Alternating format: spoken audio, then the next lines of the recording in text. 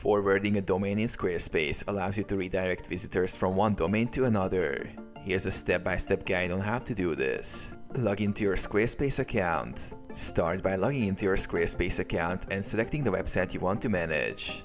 Access Domain Settings. In the left sidebar, click on Settings. Then, select Domains to view the domains connected to your site. Select the domain to forward.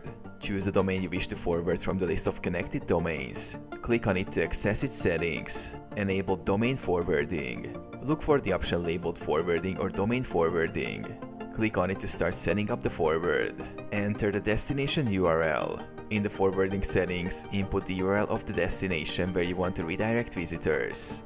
Ensure you include the full URL, including HTTP or HTTPS. Choose forwarding type.